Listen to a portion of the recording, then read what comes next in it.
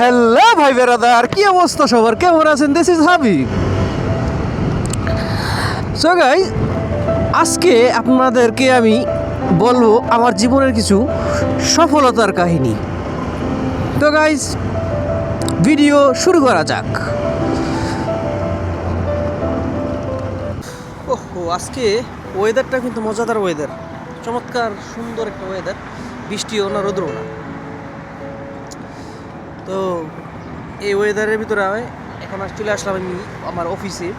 এই দেখতে পাচ্ছেন আমার অফিস, এটা এই খোলামেলা আকাশের নিচে আমার অফিস।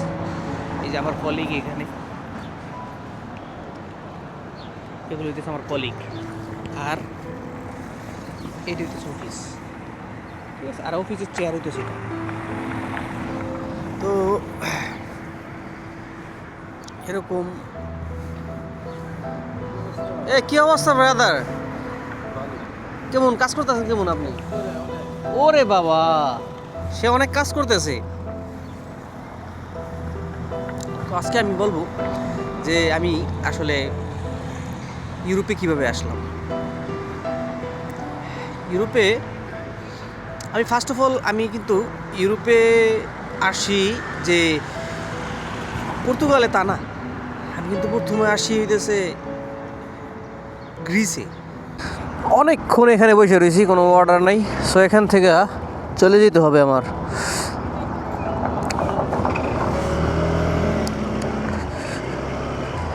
যাও যাও। সত্যি কথা বলতে কি জানেন, যে আমার জীবনের সবচেয়ে বড় ভুল ছিল হইতেছে যে গিরিশা হওয়াটা। যে গিরিশ আমি কিসের জন্য আসলাম, গিরিশ না এসে যদি আমি সেই সময় আমি পর্তুগাল আসতাম, তো এতদিনে আমার সব ডকুমেন্ট হয়ে যেত, প্লাস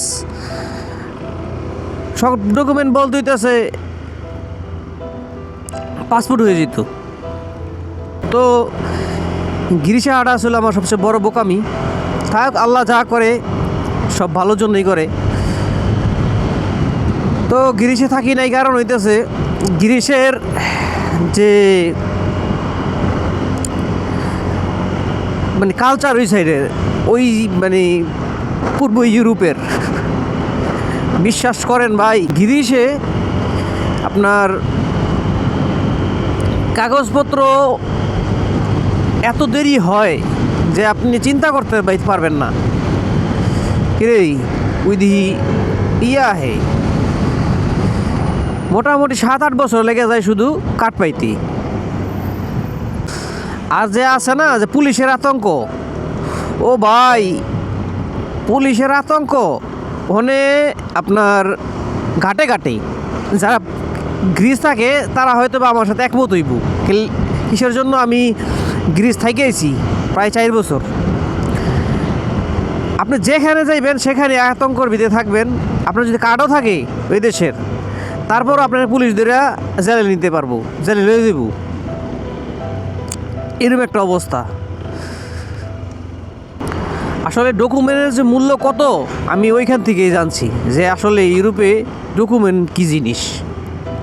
তারপরে দীর্ঘ 4 বছর আমি ওইখানে থাকার পরে তারপরে চিন্তা করলাম যে ওইখানে থেকে আমার যে সময়গুলো যে আমি নষ্ট করতেছি, তো এইগুলোর মানে হয় না কোনো, শুধু শুধু সময় নষ্ট করতেছে। আমার অনেক মানুষ অনেক বুদ্ধি দিছে যে তুমি কিসের জন্য তুমি এই গ্রিসে রয়ে গেছো, যারা বোঝে আর কি। আবার অনেকে আছে যারা নাকি ওই গিরিশ ছাড়া অন্য কোনো কান্ট্রিতে যায় নাই জীবনে, মানে গিরিশ ছাড়া কিছু বোঝে না, ঠিক আছে, যারা গিরিশের দালাল, ঠিক আছে। ওরা আবার কইতো যে গিরিশ ছাড়া তুমি কই যাইবা, অন্য দেশে গেলে তোমার বেচা লাগবে বলছি। এই কনফিউশনে থাকতাম। এই কনফিউশনের কারণে যে যামু নাকি যামু না, যামু নাকি যামু না, এমন করতে করতে প্রায় 4 বছর আমার ওখানে কেটে যায়। 4টা বছর আমি ওখানে আমার সময় নষ্ট করি, যে এই কারণে ডিসিশন নিতে পারতাছিলাম না যে আসলে আমি কী করুম, যামু নাকি না। তারপরে এক সময় সাহস কইরা চিন্তা করলাম, আর ওইখান থেকে আসাটাও ভেরি টাফ, এত সোজা না। আপনি যে গ্রিস থেকে এই আসবেন, এই পশ্চিম ইউরোপে আসবেন এত সোজা না, ওখান থেকে ভেরি টাফ। মানে সবার জন্য না, ওইটা হচ্ছে যাদের কাগজ নেই তাদের জন্য আর কি। এখানে যেমন কাগজ না থাকলেও আপনি ফ্রিলি মুভ করতে পারেন, এক কান্ট্রি থেকে আরেক কান্ট্রি যাইতে পারেন, কিন্তু গ্রিসে ওইটা পারবেন না। গ্রিস থেকে আপনি যদি আপনার ডকুমেন্ট না থাকে তাহলে আপনি গ্রিস থেকে বের হইতে পারবেন না আপনি। তো আমি যে সময় আসি সেই সময় মানুষের খালি ডিপোর্ট করতেছিল গ্রিস থেকে মানুষকে জোর জবরদস্তি করে। তো আমি চিন্তা করলাম যে না, এমন যদি হইতে থাকে তাহলে তো যেই কারণে ইউরোপ আসছিলাম, যেই স্বপ্ন নিয়ে, ওই স্বপ্নগুলো আমি বাস্তবায়ন করতে পারব না। তারপরে ভাই আল্লাহর নাম নিয়ে রওনা দিলাম এই পর্তুগালের উদ্দেশ্যে। তো পর্তুগাল আইসা বললাম, পর্তুগাল আইসা আমার মনে হইল যে আমার নিজের কান্ট্রিতে আমি এসে পড়ছি, যে আমার জন্যই মনে হয় এই কান্ট্রিটা, বুঝছেন? কারণ হইতেছে পর্তুগাল এমন একটা দেশ যেখানে আপনার রেসিজম খুবই কম অন্য অন্য দেশের তুলনায়। অন্য অন্য দেশে তো খুবই কম, খুবই কম। আমি যে কান্ট্রিতে এর আগে ছিলাম ভাই, ওখানে মনে করেন আপনি যাইতেছেন রাস্তা দিয়া, ওই দেশের লোক একটা যাইতেছে, তো আপনার সামগ্রীটা যদি যায় না, সে দূরটা যাইব, কারণ হইতেছে আপনাকে সে দেখতে চায় না। আর আপনার মনে হইব যে আপনি কি যে অপরাধ করে ফেলাইছেন যে একটা মানুষ আপনার শামুক দেওয়া পর্যন্ত যায় না। তো এরকম অবস্থায় লোক অন্য অন্য কান্ট্রিতে ভাই। কিন্তু Portugal is the best country, মানে এখানে রেসিজম নাই বললেই চলে।